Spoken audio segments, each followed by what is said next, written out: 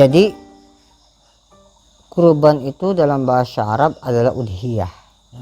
Apa sih udhiyah tersebut? Yakni ismun lima yuzbahu minan na'mi yauma idin nahri. Jadi nama satu hewan yang disembelih, yang dipotong ya, pada hari Idul Adha wa ayami tasyrik, ataupun hari-hari tasyrik, 3 hari setelah hari Idul Adha, yang tujuannya taqarrubun ilallahi ta'ala, bertakarrub atau mendekatkan diri kepada Allah Subhanahu wa taala. Nah, ya, begitu. Jadi lantas hukumnya bagaimana? Hukumnya sendiri, hukum kurban itu sendiri adalah sunnah muakkadah alal kifayah. Jadi hukumnya sunnah muakkadah, sunnah yang sangat dianjurkan dan dikukuhkan, bahkan menjadi hak Nabi. Ini kurban ini seolah-olah menjadi hak Nabi, menjadi hak kewajiban ya. Dalam satu kitab yang diantaranya adalah kitab yang At-Talibin mengatakan bahwa hasahu ala nabi biwajibi, Nabi Muhammad diistimewakan, yakni Nabi Muhammad diwajibkan untuk berkurban. Lain kita umatnya, yaitu hukumnya sunnah muakkadah alal kifayah. Maksudnya alal kifayah itu bagaimana? Yakni secukup kita, terbilang atas kemampuan kita. Makanya ada beberapa hal yang perlu kita luruskan, bahwa memang benar di dalam satu kitab, diantaranya adalah kitab Tauhid Ibnu Qasim, yakni syarah daripada Fathul Qarib, bahwa yang saya bacakan di sini, bahwa faida ata biha wahidun min ahlil bait kafa an jami'ihim. Ketika orang memiliki banyak keluarga, banyak anak misalnya gitu, kemudian apakah cukup kurbannya satu? Jadi apakah cukup kurbannya satu? Maka di dalam sukutu tolab atau gugurnya perintah kesunahannya, maka memang benar bisa mencukupi. Tapi ketika nilai pahalanya adalah la yahusuli sawab, tidak mendapat pahala 7 tersebut. Artinya hanya mencukupi ketika kita punya anak 7, misalnya kurbannya hanya mampu 1 kambing, ya sudah terhitung kita gugur perintah kesunahannya sudah. Tapi ketika berbicara pahalanya tidak, karena bagaimanapun di dalam kitab ini dikatakan bahwa fa'ila fahiyya sunnatun ainun. Jadi sunnahnya itu sunnah atas perorangan. Makanya kalau sapi 7 orang, kalau kambing satu orang, begitu ya. Loh, lantas bagaimana kalau misalnya kita bukan keluarga, kita kemudian ada mengadakan satu yang sekarang menjadi marak gitu, ini kurban arisan atau arisan kurban. Sebenarnya arisan di sini bukan terhitung begini. Jadi arisan itu adalah mereka rame-rame untuk membeli misalnya 1 ekor sapi untuk 7 orang. Nah, dalam pandangan agama ini boleh.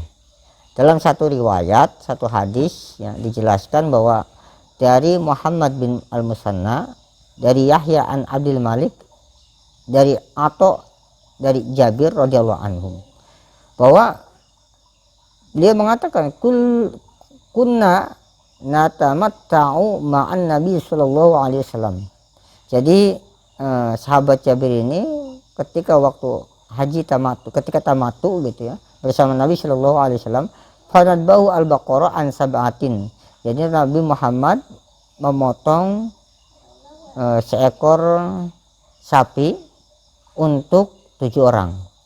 Kemudian kata Jabir, wa nastariku fiha, dan saya pun ikut dalam kelompok tersebut. Artinya ikut berkurban dalam satu sapi tersebut. Makanya di sini dijelaskan oleh jumhurul ulama, kesepakatan mayoritas ulama, bahwa boleh bijawaj syirkati, boleh kita berkorban secara bersama,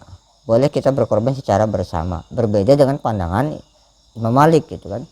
Walaupun dalam niatnya berbeda-beda.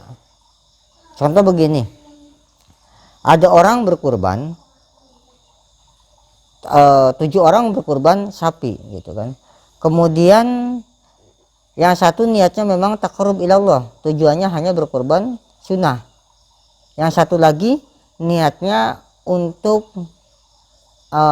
kurban nadar, misalnya punya nadar nih ya, saya kalau tahun depan dapat rezeki, atau saya kalau saya masuk kerja lulus, saya akan nadar untuk kurban tahun depan, tidak disebutkan kurbannya itu apa, 1 ekor sapi atau apa, hanya nadar berkurban. Tiba-tiba dia ikut dengan kelompok arisan, maka ini pun diperbolehkan walaupun berbeda. Ada yang kurbannya kurban niatnya adalah memang lillahi ta'ala sunnah, ada juga menjalankan nadar, dia boleh ikut dalam kelompok tersebut. Atau misalnya ada orang yang pengen belum sempat akikah, jadi saya ikut dengan niat akikah, itu pun boleh menurut dalam kitab Toseh Ibnu Qasim ya. Jadi seperti itu ya, kembali bahwa memang pada hakikatnya kurban itu adalah untuk bentuk pendekatan diri kita kepada Allah melalui hewan yang kita potong. Oleh karena itu kurban ini seperti tadi, yang ketika kita mengadakan arisan kurban hukumnya boleh-boleh saja, sah-sah saja, silahkan. Ini Ustadz, ini bagaimana ketika orang membagikan kurban dengan, misalnya ada yang marak sekarang ini adalah ketika penyembelihan hewan kurban, panitia tiba-tiba memasak daging kurban tersebut, hukumnya boleh atau tidak? Lantas kemudian panitia tersebut dikasih upah daging atas kepanitiaannya.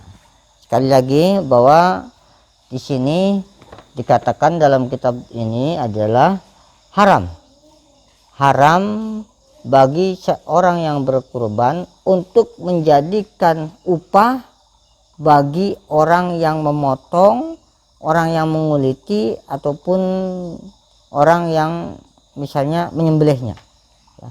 Jadi ketika kita menyembelih kepada menyembelih hewan kurban lewat orang lain, meminta orang lain untuk menyembelihnya, kita tidak boleh memberikan upah dari hewan tersebut, maka hukumnya haram. Apalagi menjual, memberikan upah sebagai upah saja itu tidak boleh. Nah, jadi kalau misalnya ini panitia memasak hewan kurban, maka kita kembalikan bahwa sebenarnya begini, simple.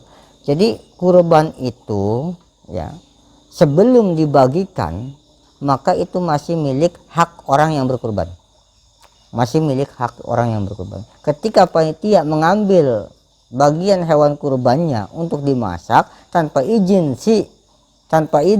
kepada orang yang berkurban, maka hukumnya tidak boleh, karena ini sama saja mengambil hak orang lain, mengambil milik orang lain tanpa izin gitu. Tapi ketika meminta izin panitianya, saya panitia izin kepada si pengurban, ini boleh tidak saya ambil dagingnya untuk kita masak?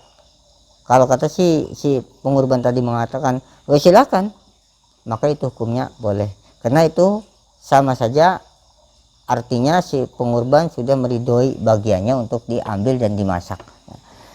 Kemudian panitia apakah harus dapat upah? Tidak, panitia tidak boleh diberikan upah daging, kalaupun mau diberikan upahnya lain, bukan daging hasil dipotong tersebut. Makanya tidak ada istilah upah panitia kecuali sedekah, maka boleh. Artinya ini untuk panitia, sedekah kami kepada panitia, maka itu boleh hukumnya. Jadi itu seperti itu. Jadi pada hakikatnya kalau kita mau memasak, ambil simpelnya, kalau kita mau memasak sih panitia nih, terutama panitia nih, jangan sampai salah kaprah, kita ambil dagingnya, ambil ini ambil itu, kemudian dimasak tanpa izin lagi si pengurban, maka ini tidak boleh hukumnya. Ataupun misalnya ini bagi pengurban, jangan sampai menjadikan daging tersebut upah kepada panitia atas kepanitiaannya, itu saja.